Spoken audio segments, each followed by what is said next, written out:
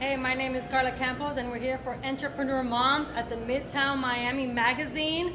It's a new art gallery, so welcome everybody. Thank you for being here. So woo, a little clap, yes. Thank you. And we have three amazing entrepreneur moms here with us today. We have Michelle Talbert, and she's going to talk to us about podcasting, but she's going to go second, but she's in this order. So she's going second. We're going to start with Suki here, who's a blogger and also an entrepreneur mom. And we have Nieves, who's going to talk about franchising. So Suki's going to start us off. Thank you for watching. Thank you, DeMarco, here for Midtown Miami Magazine. Thank you, everybody, for being here. So take it away, and see you guys later. Thank you, Karla. Thank you for having me here today. My name is Suki Eleuterio, and I can understand why Karla didn't even attempt my last name, because most people don't know how to say it. I am a blogger. I'm an angel healer. I'm a coach. I'm a mommy. I work full-time, and I also do my business on the side. So I wanted to start off just by saying that, because there are so many of us here, even in the room, who are juggling so many things. You know, we have so many projects that we do, and I know especially as mommies, we can be taking on so many things outside of work.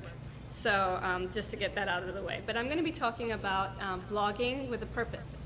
And that is because my blog, which I started in 2010, so it's been 7 years now with the blog, has evolved to be very inspirational and to share from my heart.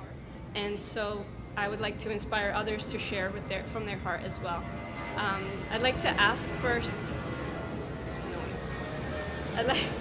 I'd like to ask first if there's anyone in the room here that does currently blog. Currently blogging. Okay. So to give you an idea of my background with the blog, I started the blog, like I said, in 2010, but I started blogging in 2007 at the advice of my therapist at the time. He said, why don't you just start blogging about some of your experiences of some of the things that you've been through? So I started the blog. It was very anonymous. I didn't want to put my name. I put like a screen name, and I actually did it on LiveJournal. And those of you who are older, you might know what LiveJournal is, because it's not around as much anymore. But I started on LiveJournal, and I wrote really from my heart, and I really let the tears and the pain flow through and just kind of write, and I realized it was so healing. It was a really healing experience to write. And then as I started sharing it with my friends, and this was at the time when Facebook was pretty much like a year old. So on Facebook, you only had your college buddies on Facebook. There's no one else on Facebook. So I shared it on Facebook, and my friends really liked it. And I realized that there was another level of healing in not just when I wrote the blog post, but then when I shared the blog post. Because in sharing it, I got feedback, and I started being able to talk to people, and we opened up this space, this sacred space between us, where I shared something intimate about myself, and that opened up space for other people to share with me. And so when I started my blog back in 2010, my intention was, I'm just going to think of it as a diary. I'm just going to think of it as a space that I can write things that come to my mind. And it's not really about who reads it or what kind of topics I write about, just whatever comes to mind. And so when I started there, I wrote a couple of months or years, I think it was about a year into it, I wrote a blog post about an experience of mine, because I have endometriosis and polycystic ovarian syndrome. And it was a very long post, and it was very candid and very real and very raw.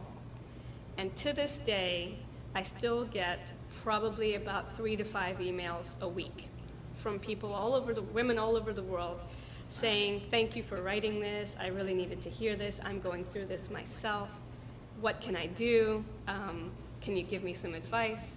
And because of that, I've gotten interviews with people, I've gotten a lot of opportunities have come from me writing this blog. And that's why I wanted to share with you guys today, because if you share from your heart, and if you are authentic, and share the real part of yourself, then endless opportunities await you, because it's about being real. It's about being who you really are, and not putting on any facades or pretending to be something that you're not. So my blog is still up, and although I talk about a whole bunch of different topics, that is still to this day my most popular blog post. So the way that I wanted to start right now, because I'm also a yoga teacher, is I wanted you to put your hands on your heart, okay, and close your eyes, and take a nice deep breath.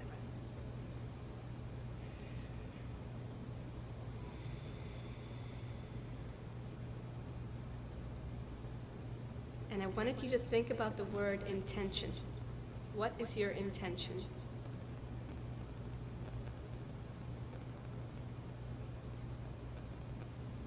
And when you open your eyes, you can bring your hands down. Whatever you do and whenever you're creating something, always start with an intention. Always start with what is it that you really, what is your purpose, what you want to get out of this. And before, when I was coming down here today, I read up about what the word intention means. And it's purposeful, intentional, being purposeful, being with purpose. So when you're creating a blog, whether you have a blog already or if you want to start a blog for the very first time, before you jump out there and start writing things and take pictures and put everything out there and start